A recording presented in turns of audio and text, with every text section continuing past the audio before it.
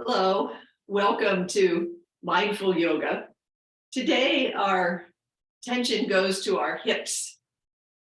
And our advice comes from a body worker and yoga teacher named Holmes, who works at Kripalu Yoga Center in Western Massachusetts.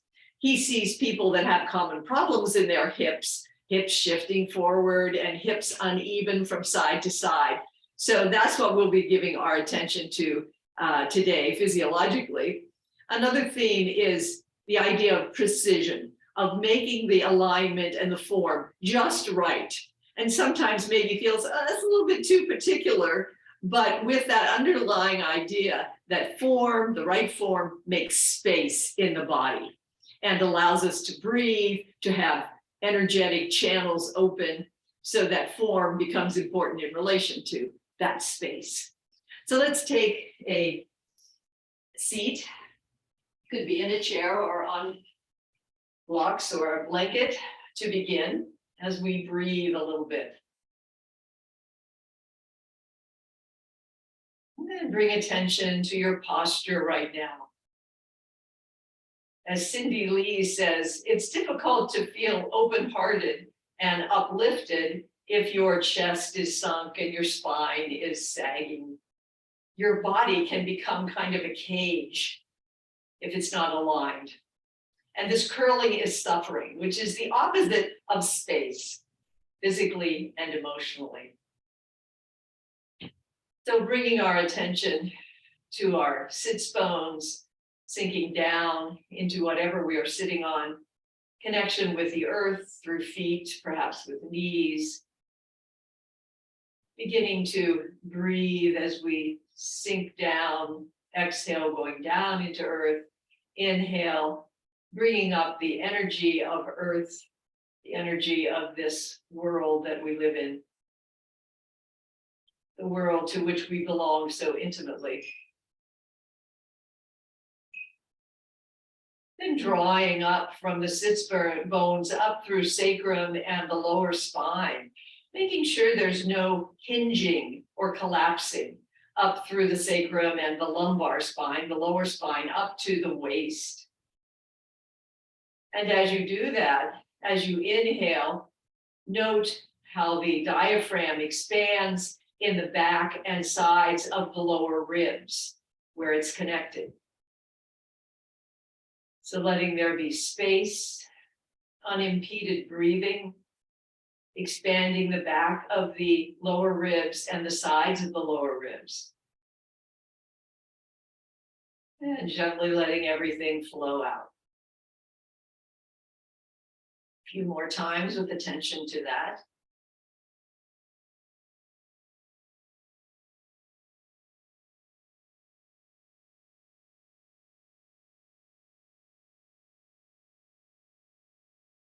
Then bringing the attention a little farther up, the diaphragm comes up and attaches under the sternum and comes up around the lower ribs in the front.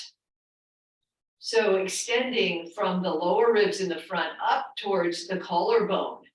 This is just a quarter of an inch perhaps, as the lower ribs in the front tuck in just slightly towards the stomach and the top of the ribs tuck in towards the collarbone.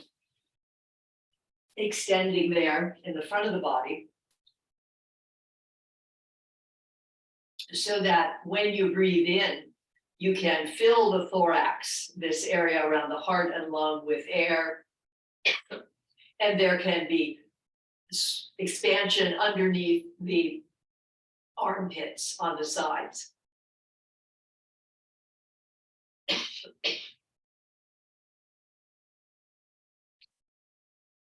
So with this straight lower back and opened front from lower ribs up through collarbone, as you inhale, feeling the lower ribs in the back and side opening, and then opening up into the thorax, expanding underneath the armpits.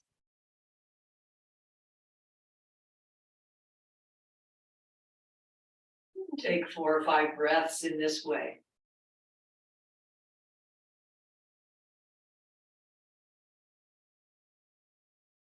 Giving attention to form in order to create space.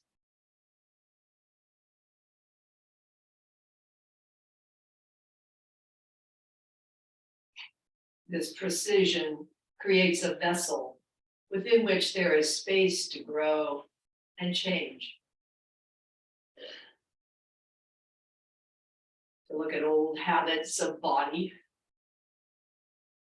and maybe habits of mind as well, and shift them slightly. And then letting that breath go, just coming back to your normal breathing, which may have been affected a bit by the breathing we've been doing. Bring arms to the side, palms down, bring the arms horizontally, palms are down, reaching from elbows out to wrists and out to the tips of the fingers. Then flipping the palms up and bringing the palms up to meet overhead. Let all fingertips meet the sides all around the palms, matching each other, bringing the hands down in front of the heart and pausing there for a moment, elbows out to the side. Let's push together. Pushing, hands together, push, push, and then come down. Palms are down as you come up to horizontal, flip, and come up the rest of the way, adjusting the shoulders to the form that allows easiest, most spatial movement, spacious movement. And bringing hands down to heart once again, and we'll press into each other's palms. Press, press, press. And one more time, down, palms down, coming up to horizontal, flipping, rotating the shoulders so it's easy to come up, bring palms together. We'll come down through center. And this time we're going to hook fingers together. So taking the fingers, hooking them together and pulling right in front of the heart. Pull, pull, pull. Let go, hook the fingers in the opposite direction and pull, pull, pull. Releasing, remove anything that's high underneath you. And you might switch to a blanket or a pillow now, if you wish. We're going to do some side bends. We're going to do several kinds. First, we're going to plant our hand beside the hip, other arm goes up, reach up, and we're bringing an arch into the spine in the higher middle spine. Coming to the other side, planting the hand, reaching up, feeling the ribs arching out under the armpit. So it's a high side bend. One more time on each side, reaching up. Arcing over in the thorax, the thoracic spine, upper middle spine. And one more time.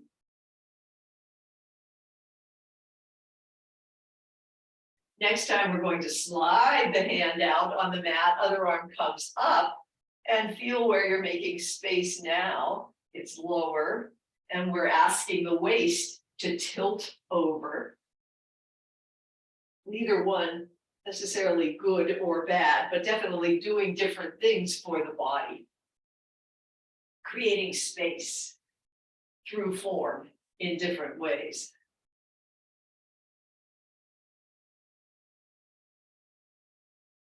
Then we're going to do one more side bend. Bring one hand to the side back of the hips. Other arm comes up and comes back a little diagonally with just a bit of a twist as the fingers come down as if they were going to come down towards the back side hip.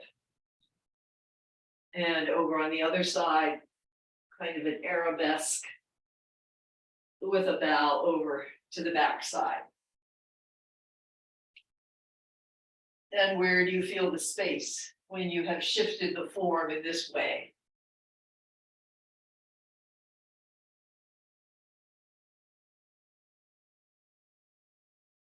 And then coming back through center. This one is best done with nothing underneath you.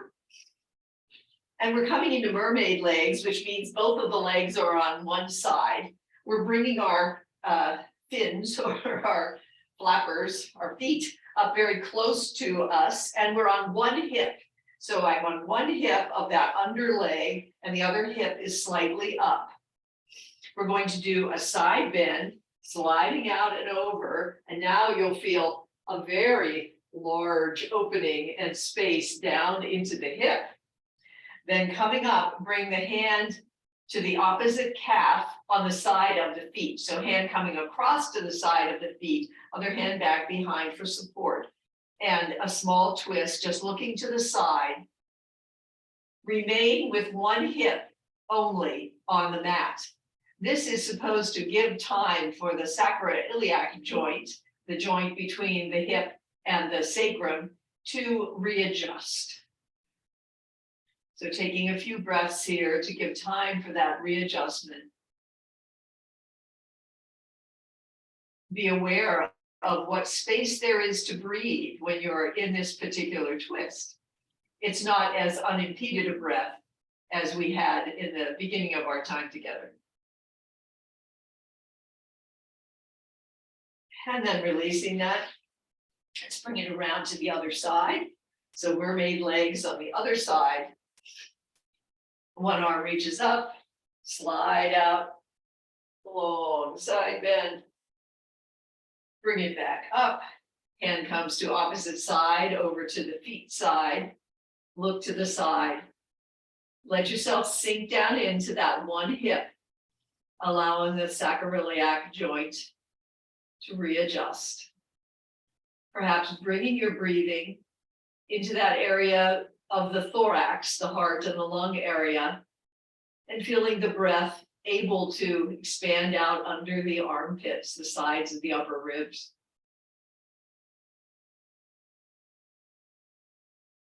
One last breath here.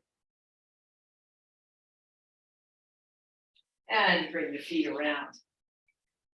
Bring the legs out in front of you.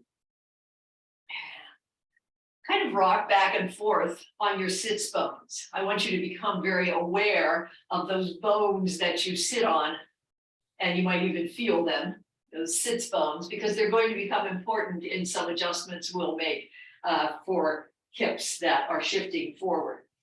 The other parts of the hip, we've got the greater trochanter, which is this hip bone that is your your widest range out at the hip level. And then up above the iliac crest, which is where you put your hands. If you say you put your hands on your hips, that's where you are on your iliac crest. And then the pubic bone in between.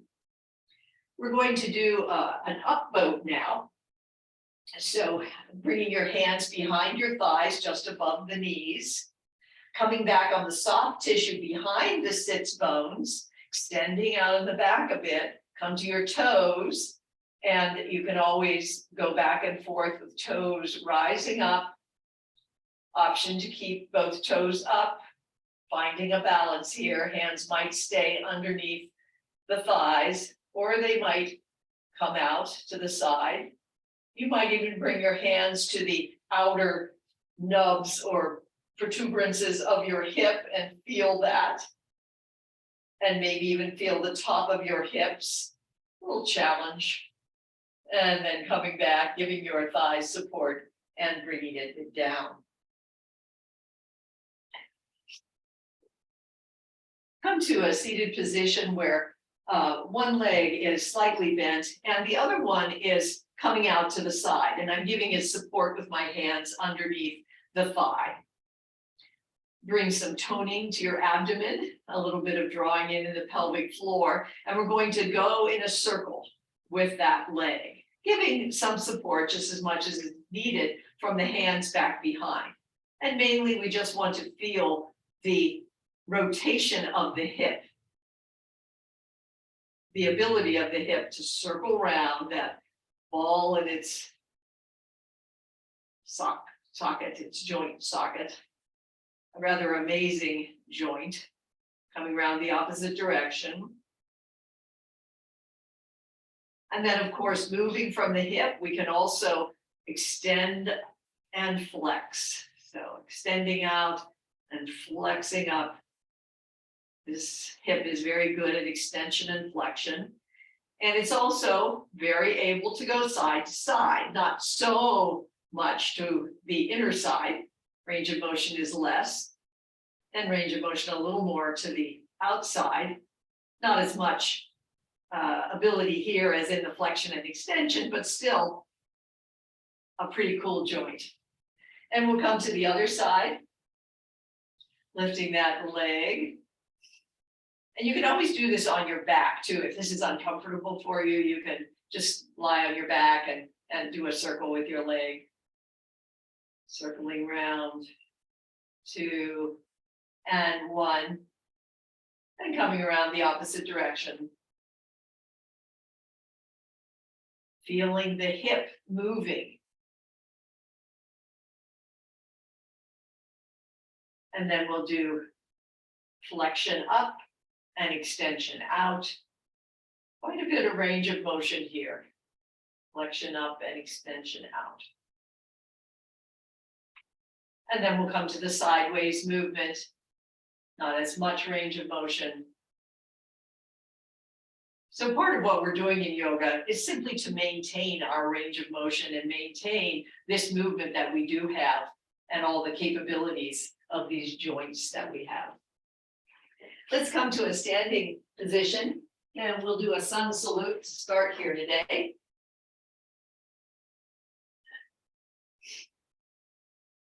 So bringing your feet underneath your hips. Soft in the knees. Inhale up, gaze up. Exhale, forward fold. Knees are soft, hips are soft. Bring hands to the shins. Press against the shins. Extend out from the lower spine up through the crown. And then come down again with knees soft and rub your hands from your knees down the shins to the middle of the ankles. Bring your weight down into the middle heel to outer heel. So weight coming down, middle heel to outer heel, and then over into the first 3 toes, big toe, second toe, and third toe. The arches are bright and lifted a little bit here when we have this kind of alignment. One more time, coming up, knees bend and arms come up. And once again, forward fold. And we'll come into plank, the knees up or knees down, finding your place for plank. For 4, 3, 2, and 1. Then bring your knees down and we're going to come down onto forearms for a forearm downward dog with the caveat that this is always a kind of downward dog that you can do if it's hard on wrists or arms, shoulders. So coming into a downward dog with forearm, coming up on toes a bit and down, just stretching up and back. Opening up slightly through the calves, maybe pumping the calves a bit, bringing some more blood flow into the calves, opening space there.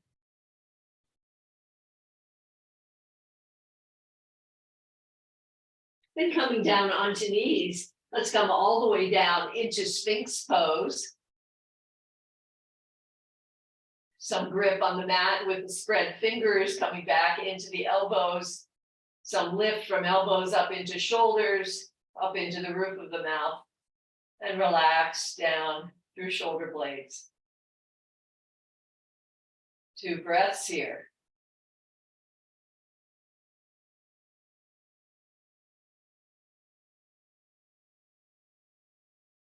And bringing hands underneath the shoulders, come into a downward dog, and it might be a forearm downward dog, or it might be a long extended arm downward dog. Let knees be soft. Paddle out the heels a little bit. Bring the weight into the left foot, right foot rises up in back, just as far as works for you. And then either come down on knee or bring the knee in under the belly, and we'll come into a low lunge. When you come into your low lunge, draw the thighs towards the hips. Feel the hips aligned to 9 and 3 o'clock across. Arms come above the heads, palms up. I'm going to push up with the palms. Fingers are not quite touching up there. Push up as if the sky were quite heavy. As I look out my window here, it does look quite heavy with darkish gray clouds. One more time with that heaviness in mind. And then imagine a very light sky with no clouds or very light wispy clouds. It takes no effort at all to lift up that sky. And one more time. Hands come down around the front foot. Let's come into a low lunge. So on the tiptoes in the back, energy coming out through the heel, opening up space in the front of the thigh and hip flexor. Back knee comes down, roll over the front heel, and bow down just as much as is comfortable over that front leg. Softness in the knee. 3, 2, and 1. Come forward, weight into the hands, into your version of downward dog. Weight comes into the right foot, left foot rises up. And then bring that in, coming down on knees or bringing the foot through into low lunge on the other side. Balancing, centering the hips, centering the front knee over the heel, bringing the weight into the center to outer heel and those first 3 toes. Bring the hands to the chest. One hand is going to push up and one hand pushes down. So imagining yourself as hands switch places, a kind of connection between heaven and earth. Pushing up, pushing down, opening up channels of energy that course through the arms into hearts and lungs.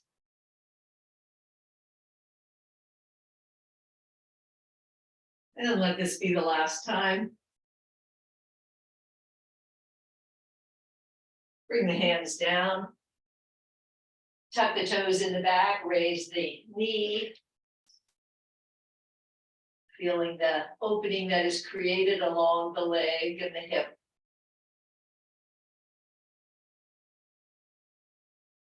And then bringing the knee down and back, bowing over the front leg. Always with the hope that this physical accuracy that we are practicing opens clarity through the body and through the mind as well. And come forward, bring that foot back, and we'll come into child's pose for a moment, reaching forward. You're on your fingertips in the front, reaching back from fingertips, back through the spine, back through the sacrum, and then coming forward, opening up a bit. As you open up the hips forward, engage the glutes so you have support for your lower back.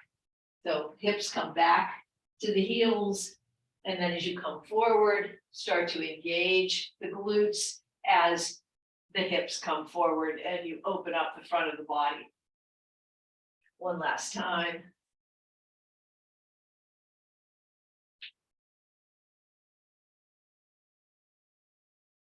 This time as you come back, bring hips over to the side, back, other side, and forward in hip circles. Just experimenting with the range of motion for the hips in this particular configuration. Coming up through center and switching directions. Synchronizing breath and movement.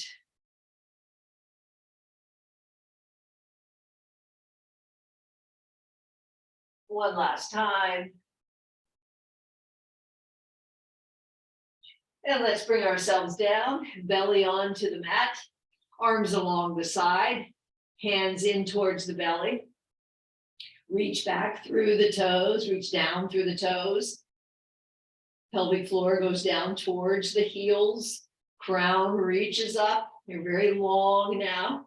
Head, shoulders, and legs float up, and then arms follow as they float up. Fingers and toes reaching back, crown reaching forward. Finding the form that will allow breath. One more breath. And bring it down. Now bring the knees and feet close together, kind of hugging each other, legs hugging each other. Head and shoulders rise, arms come to a wide V, and thumbs are up. So thumbs up, a kind of V in the body, employing all of the muscles in the back of the body, the hamstrings, the glutes, up the sides of the spine. For 3, 2, and 1. Bring it down for a moment. Let the cheek come along the backs of the hands and just have a few restful breaths.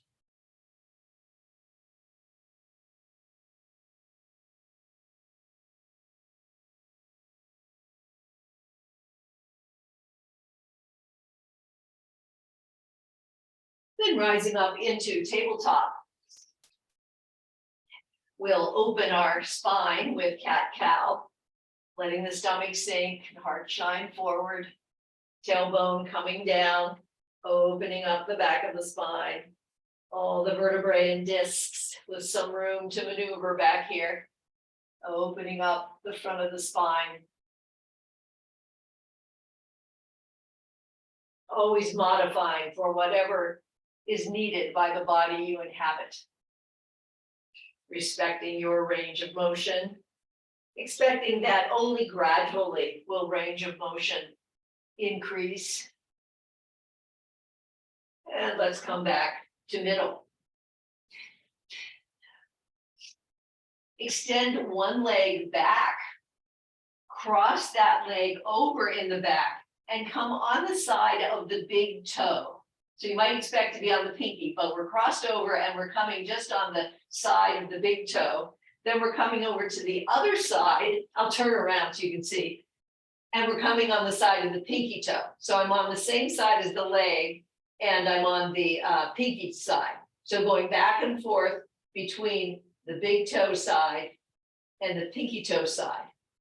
As you cross over, coming on the big toe side and then the pinky toe side. One more time.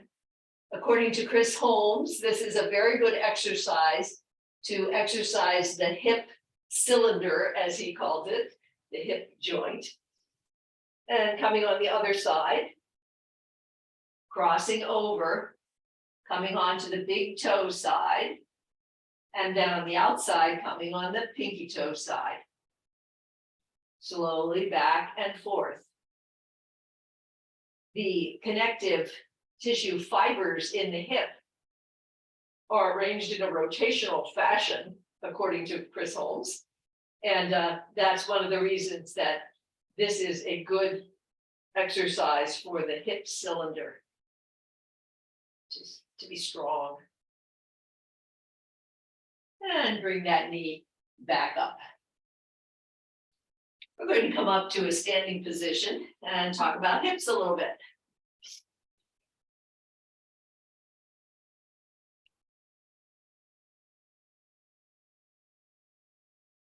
So as we come to standing and feet come underneath hips, bring your fingers to the greater trochanters. Not important to remember that, but that's the bony portion, the protuberance that comes out of the sides of the hips. And we want to be aware that on the outside of the joint, there's this large greater trochanter, large protuberance. On the inside of the hips, right parallel to them, inside your pelvic floor, to the side of the pelvic floor, is a small protuberance called the lesser trochanter. So you may or may not feel that in there, not so important to feel, but it is feelable. But we're going to bring our attention to those bones that are on the inside of the hip bones. And we're going to bring our attention to the sitting bones, which are harder to feel once you're standing up, but we kind of know where those are in the back.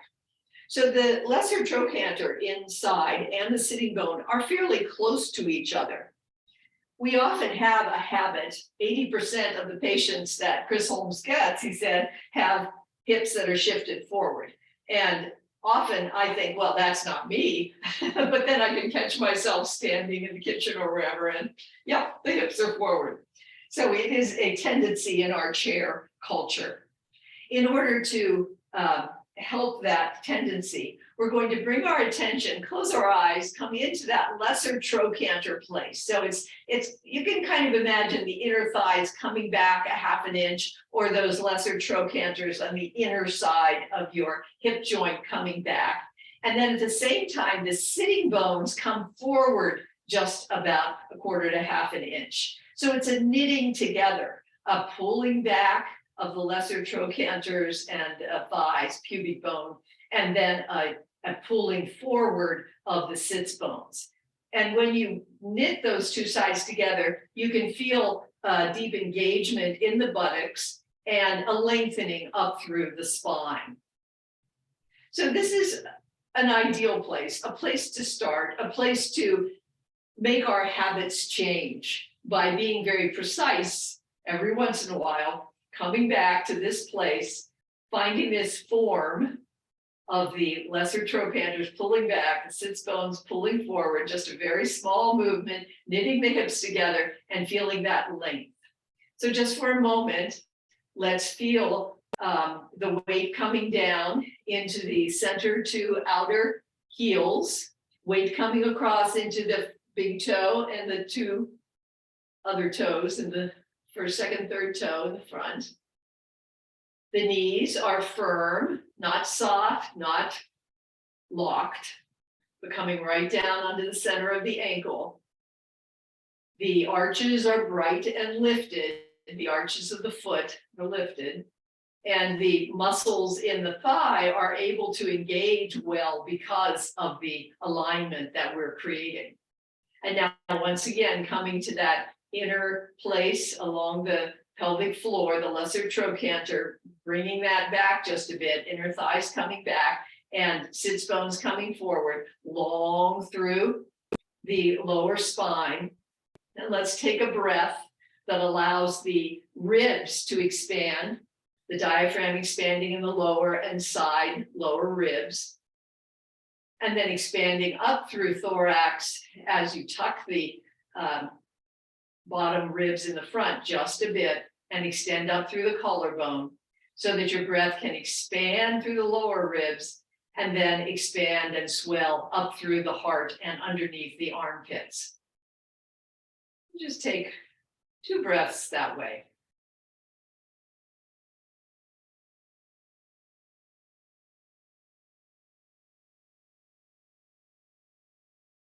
Letting the form create space. This is a nice stable place for hips when we do back bends.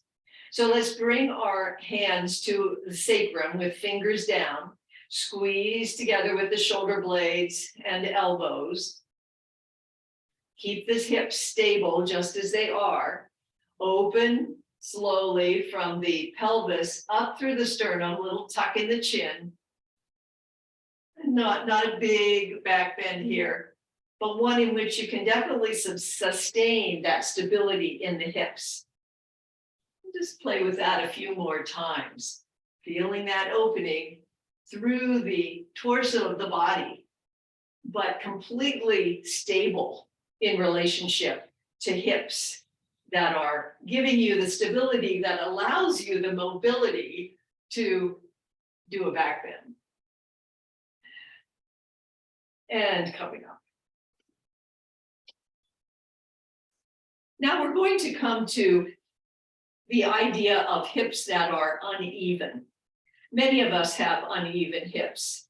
I found out very quickly when I felt my hips, and I'm feeling the upper part of the hip here, the iliac crest, I can feel that my right hip is higher than my left hip.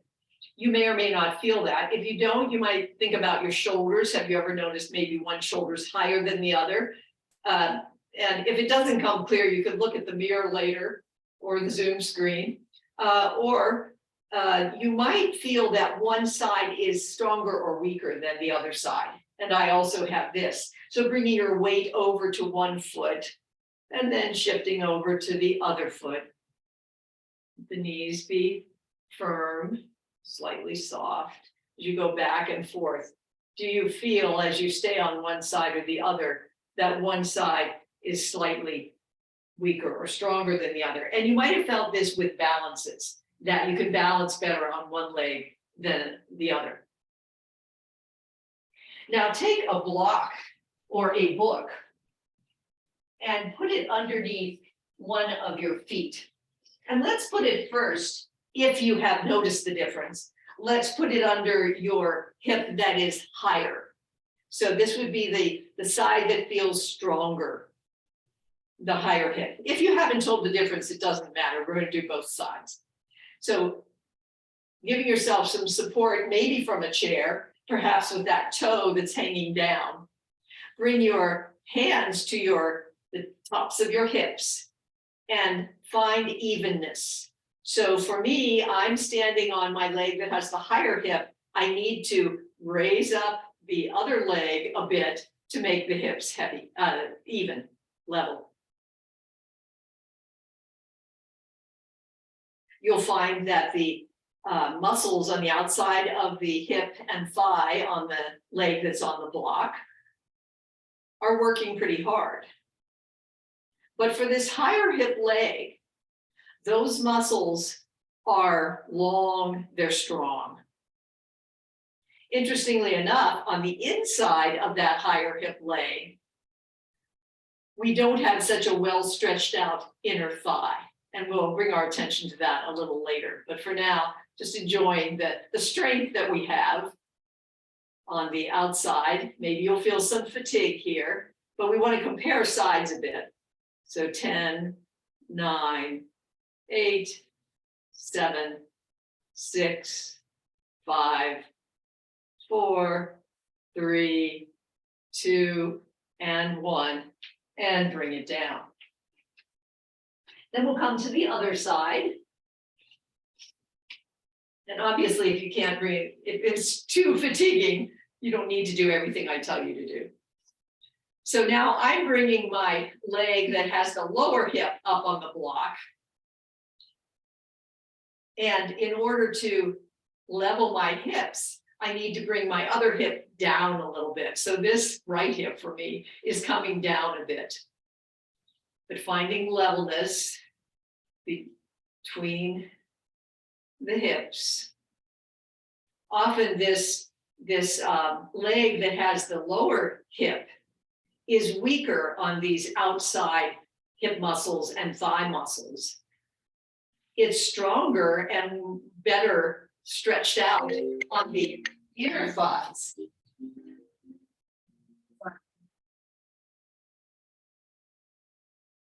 On the inner thighs, it's stronger. And so we'll hold this. And this is a way to strengthen the muscles on the outer hip and outer thigh. And you can do this on both sides, but with maybe more emphasis on the weaker or lower hip side, a couple times a week for 3 to 6 months. That's the advice of Chris Holmes, to do it for 3 to 6 months. It's going to be a gradual change. And it could be that after you first do this, even today, you might notice that your hips are becoming more level. I noticed that, but they go back. And so over the months, doing it again and again, you can start to build a new habit and new form, actually, by strengthening these muscles on the side. So I've been talking a lot. I'll count from 5, 4, 3, 2, and 1. And you might feel a fair amount of fatigue on this side. Now let's put the block aside and we'll try it just being on the mat. Because in a way, we'd like this to be something that we could do anywhere while we're watching TV or while we're standing in line at the grocery store. So let's bring, you choose whichever side, but be aware of whether it's the higher side or lower side. And bring your weight into that foot. Make the hips be level. So I have to bend my knee a bit because I'm on my lower hip side, or you might have to bring the other hip up. This relieves the load that is on the lower back. So what this uneven hip situation causes is often pain in the lower back.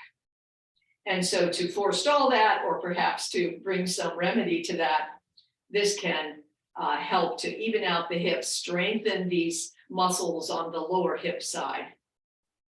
And now bring the weight into the other foot. Level the hips, adjusting as you need to for your own hips.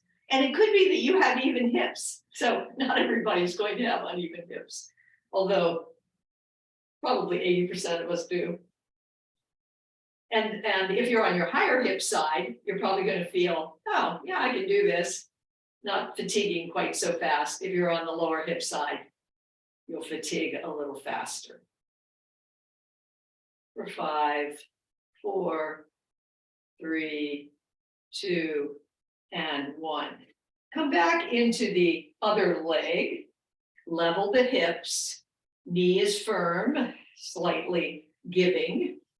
Your weight is on the center to outer heel. Your arch is bright. Your weight coming into your first 3 toes.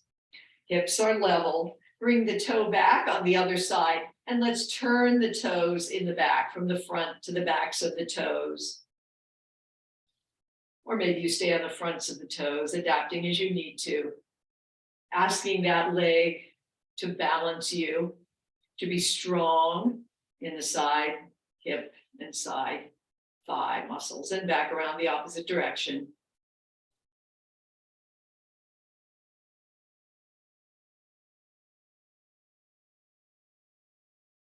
Then shift your weight into the other foot.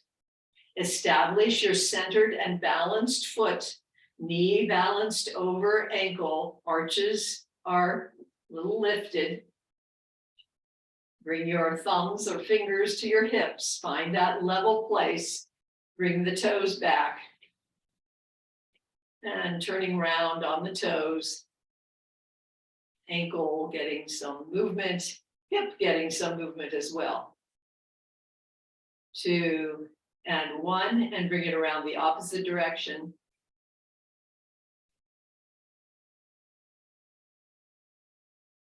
2 and 1. Come back through center. We're going to come into warrior 2. So we're rather precise in our directions for warrior 2.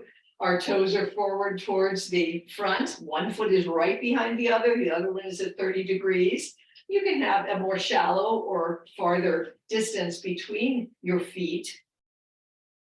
Feeling the outside of the sole in the back, feeling the other foot coming down onto that center to outer heel and to the 3 toes. Feeling the space created between the legs. Lifting up through the torso, up through the spine, so that you're feeling space here, up through the ribs, opening through the chest and reaching out. Feeling that space under the armpits. Maybe flip the palms, let the shoulder blades come down the back and flip them back. Finding the space for breath and energy here.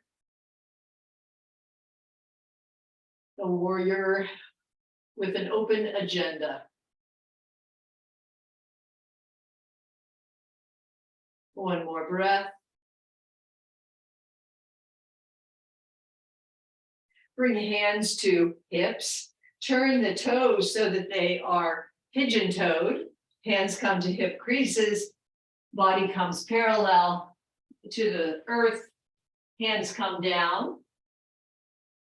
Take a little stretch here. You might walk your hands forward. You might be up on your fingertips. You can always use blocks here. I like to stretch back with my fingertips spread forward of the body, 2 or 3 feet. Stretch back.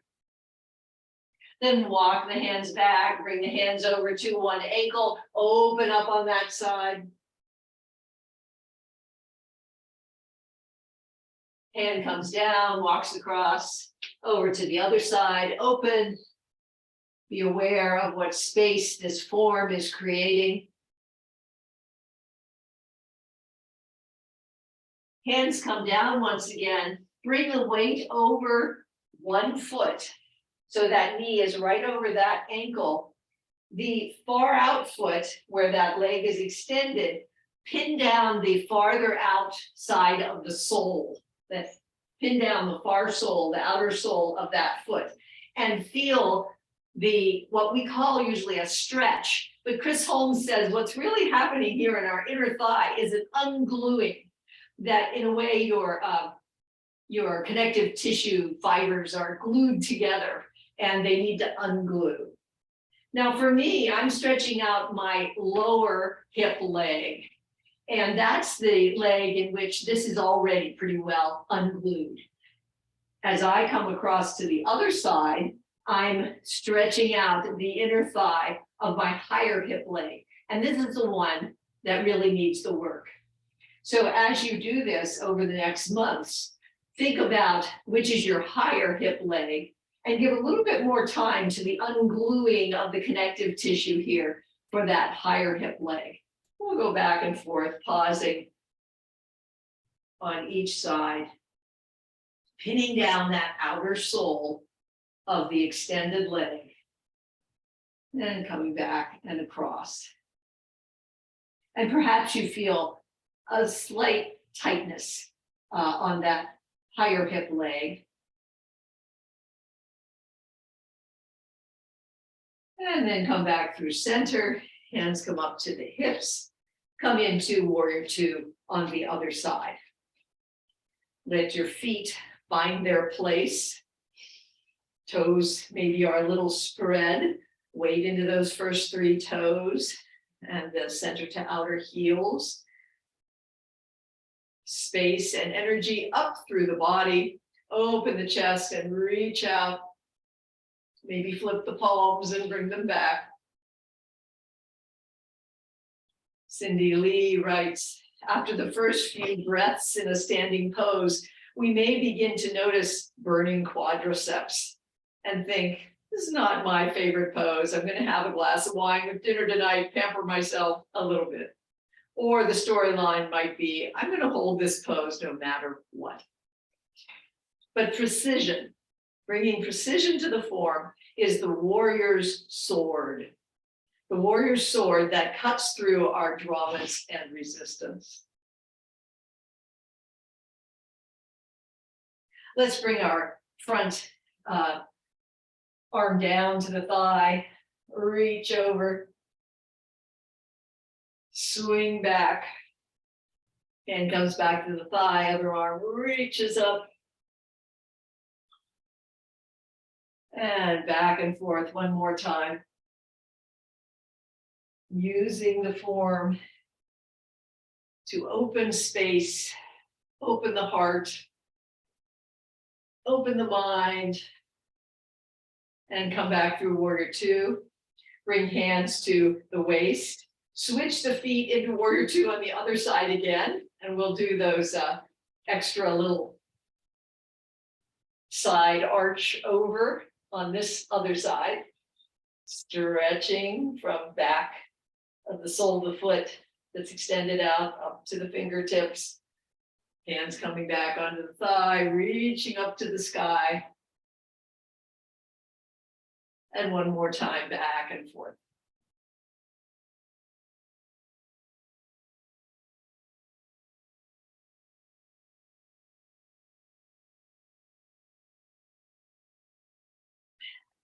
Coming back through center, hands to hips.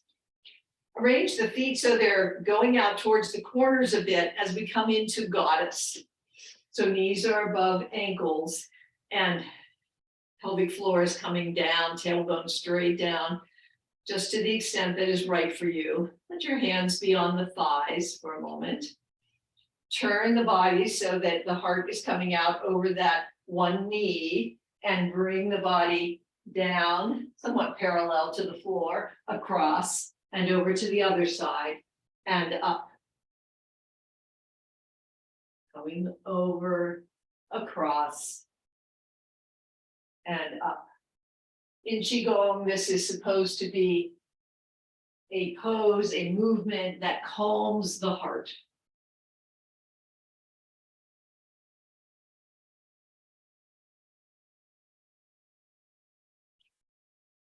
And one more time.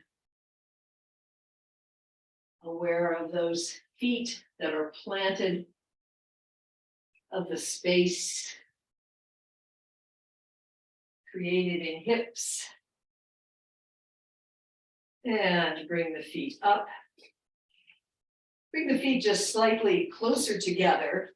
So they're just a little farther than hip width apart. Knees and hips are soft. Bring the arms up so that you're holding the palms up as if you're holding two platters. We're going to serve these delicious platters to people on each palm. And then we're going to twist. So looking over to the side, coming back through middle, settling the shoulder blades down.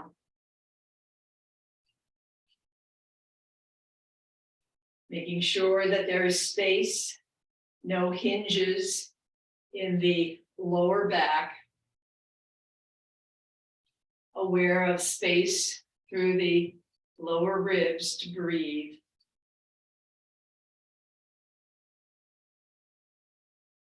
And one more time to each side.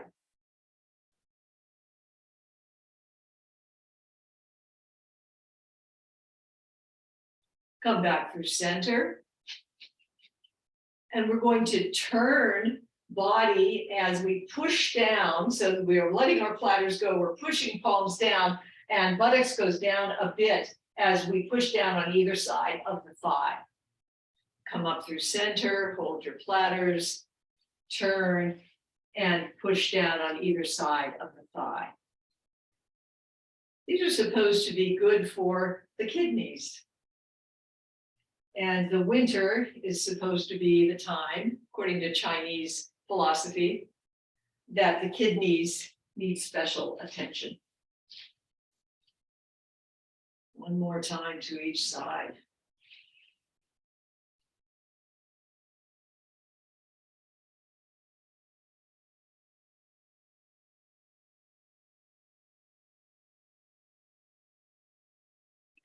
Let's lie down on our mat. We haven't been lying yet this morning.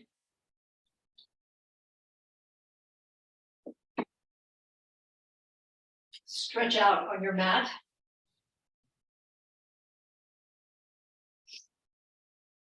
Let your body sink down for a moment.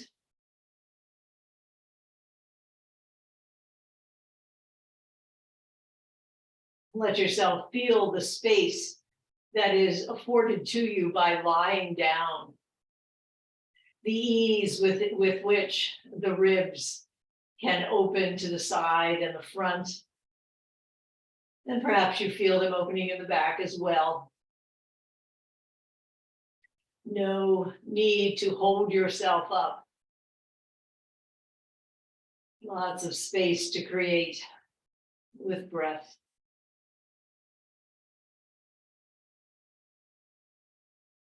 Bring the arms straight out from the shoulders. Knees come up, bent over the hips. And let the knees come down to hover over the floor on one side, roll over the sacrum and come down on the other side. Back and forth, slowly rolling over the sacrum.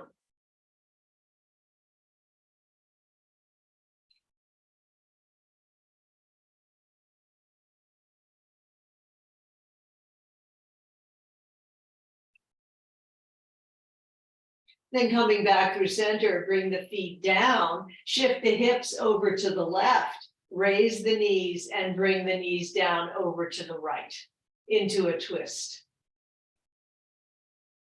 Arranging the body however you need to in order to have a comfortable twist. At the same time, taking advantage of the ungluing that might occur through the hips and the glutes and the side of the body.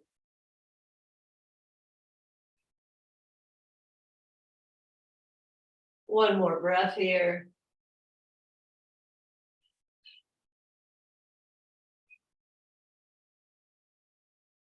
Come up through center, center the hips, and then bring the hips over towards the right a bit. Knees lift and come over towards the left.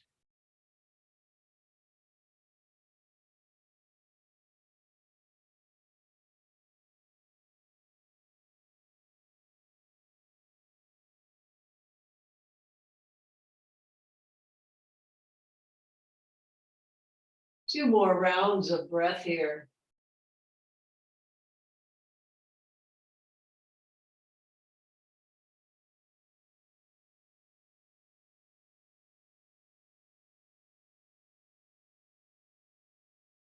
Come up through center.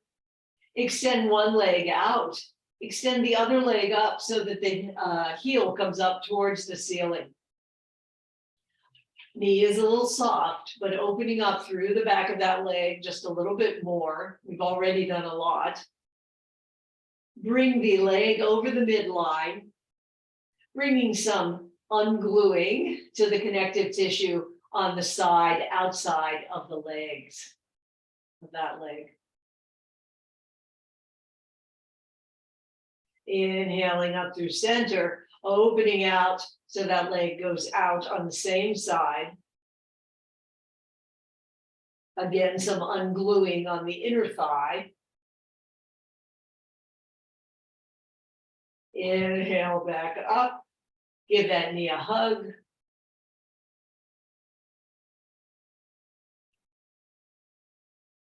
And extend it out, lying on the mat. Other leg reaches up, heel reaches up to the ceiling, opening out through the back of the leg. Knee soft. Ungluing the hamstring area of connective tissue.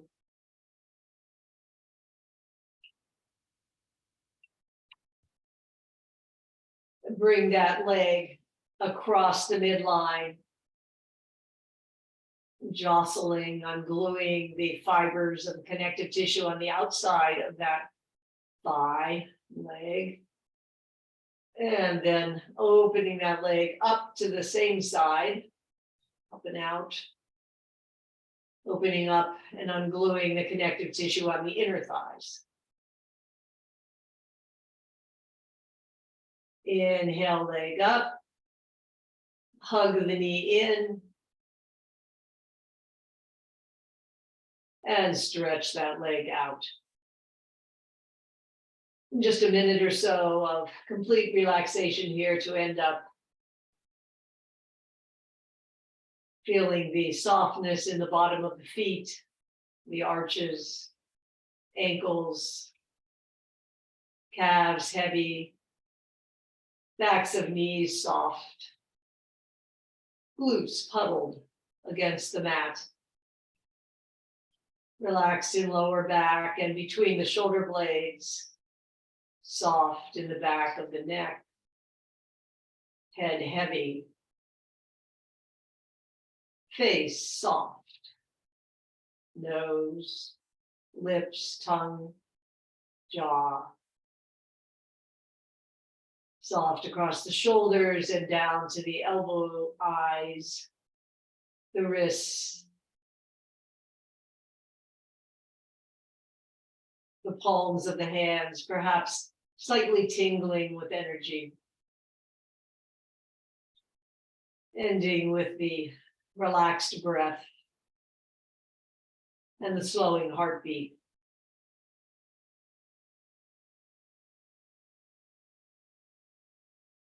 If you're coming back into your day, bring some movement to fingers and toes. Turn wrists and ankles in one direction and then the other.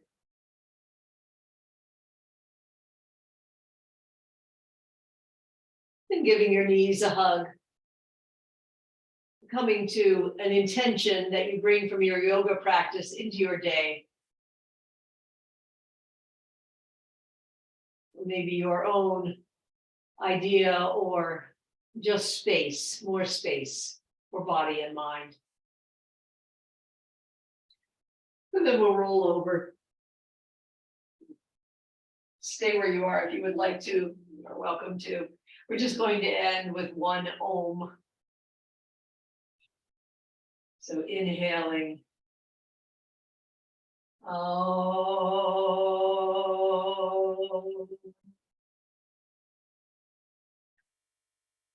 Namaste. Good to be with you today. I hope that you were able to find your place with your hips